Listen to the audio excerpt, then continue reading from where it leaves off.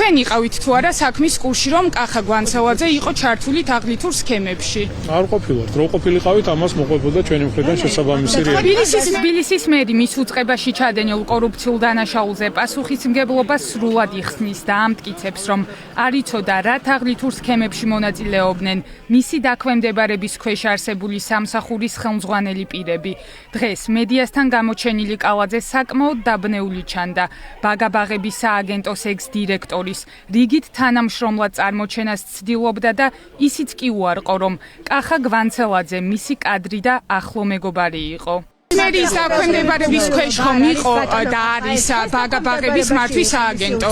კი, რა თქმა უნდა, არის მერის დაქვემდებარება. ასევე თქვენი დანიშნული არის დირექტორის თანამდებობაზე კახა გვანცელაძე, როგორც მაქვს ინფორმაცია. შემიძლია ჩემი დანიშნული, თუმცა ეს არ ნიშნავს იმას, რომ მერიას აქვს შესაბამისი სამსახურები 30,000-მდე თანამშრომელი. ადასტურებთ თუ არა, რომ ის თქვენი კადრი იყო, რა ურთიერთობა გქონდათ კახა გვანცელაძესთან?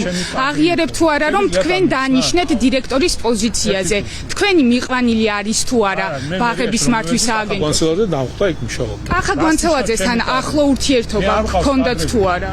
მე კიდევ ერთხელ მიმეორებ, როდესაც ადამიანებს ნიშნავს სხვადასხვა თანამდებობაზე, გამოდივარ ისევ და ისევ მათი საქმიანობის შეფასებით, პროფესიონალიზმით და ასე შემდეგ. კალაძეს სისულელედ მიაჩნია კითხვა, უნდა გამოკითხონ თუ არა საგამოძიებო ორგანოებმა უშუალოდ თბილისის მერი, რომლის სამსახურშიც საკვანძო თანამდებობებზე მყოფი პირები კორუფციულ დანაშაულში ამხილეს. მინიმუმ გულგრილობა არ არის თბილისის მერის, როდესაც ამდენი ხნის განმავლობაში იპარავდნენ ფულს და თქვენ საქმის ხურში არ იყავით ამის შესახებ. ბატონ კახი, საგამოძიებო ორგანოებიდან ვინმე დაგიკავშირდა თუ არა ამ საქმის ფარგლებში? დაიბარა სხვა ადამიანები. სისულელეა, რომ დაგიბარონ გამოკითხვაზე მერეც იტყვით, რომ სისულელე იყო ეს კითხვა? ადამიანები, რომლებიც რუსთაველის აფარებდა თუ არა ხელს პირადად კალაძე ბაღების სამსახურის ყოფილ დირექტორს, როცა ის მრავალი თვის განმავლობაში პატარა ბავშვებისთვის განკუთვნილი საკვების ფულს იპარავდა და ამავე სამსახურის სხვა პირებთან ერთად განსაკუთრებით დიდი ოდენობის თანხას, ეგრეთ წოდებულ ატკატებს იღებდა.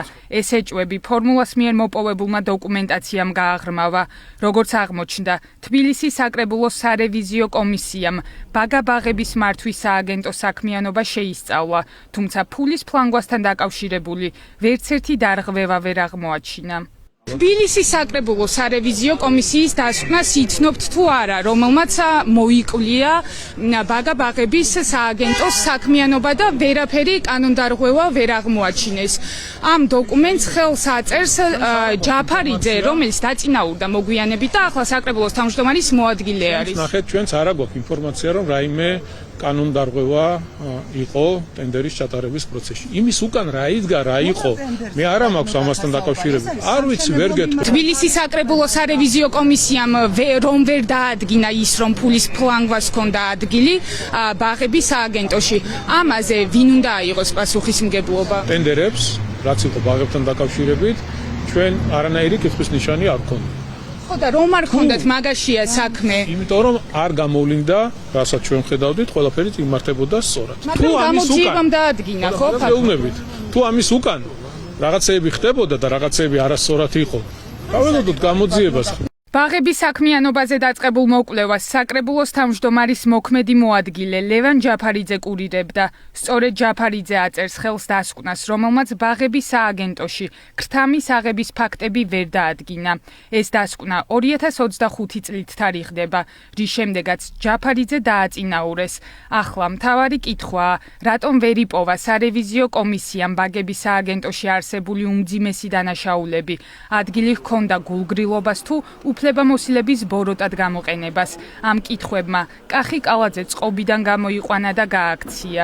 ლევან ჯაფარიძის წინააღმდეგ სისხლის სამართლის საქმე უნდა აღიძრას თუ არა, რომელიც დღეს არის საკრებულოს თავმჯდომარის მოადგილე და აქამდე სარევიზიო კომისიას კურირებდა.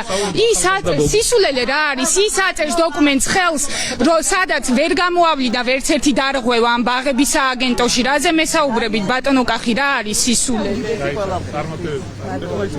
ექსპერტები და მკვლევრები აცხადებენ, რომ საქართველოში არც ერთი ინსტიტუტი დამოუკიდებელი არაა და პარტიული ინსტრუქციებით მოქმედებს. შესაბამისად არ უკვირთ, რომ სარევიზიო კომისიას მცდარი დასკვნა დააწერინეს, რადგან მაშინ რეჟიმს ასე სჭირდებოდა. არაფერი გასაკვირი არ იქნება თუ ეხლა სარევიზიო კომისიის წევრებს შეცვლიან და შეცვლიან შესაბამისად დასკვნასაც. ანუ როგორც იქნება დაშვებული ზემოდან ბრძანება, რა განკარგულებაც იქნება გაცემული, ზუსტად იმის შესაბამისად მოხდება მერე გადანაწილება. გამოძიებით დადგინდა, რომ უკვე ოფიციალურად ბრალდებული და ძებნილი ბაღების სააგენტოს ექს-ხელმძღვანელი ამავე სააგენტოს თანამშრომლებთან ერთად დიდი ოდენობით თანხას იპარავდა მის უშუალო მფარველად დაკავებული სუსის ექს-შეფი გრიგო ლილუაშვილი სახელდება. მანამდე ასევე კორუფციის ბრალდებით დააკავეს მერიის სხვა თანამშრომლებიც. სავარაუდოდ ქვეყნიდან გაქცეულია კახი კალაძის გარემოცვის უახლოესი წევრი და ყოფილი ვიცე-მერი ირაკლი ხმალაძეც. ფაქტია, რომ ოლიგარქმა კალაძის კადრებზე ნადირობა დაიწყო. მივა თუ არა კვალი პირადად კახი კალაძემდე და მიიღო თუ არა ივანიშვილმა კალაძის დაჭერის გადაწყვეტილებაც. ეს ახლა ერთ-ერთი ლეგიტიმური კითხვაა.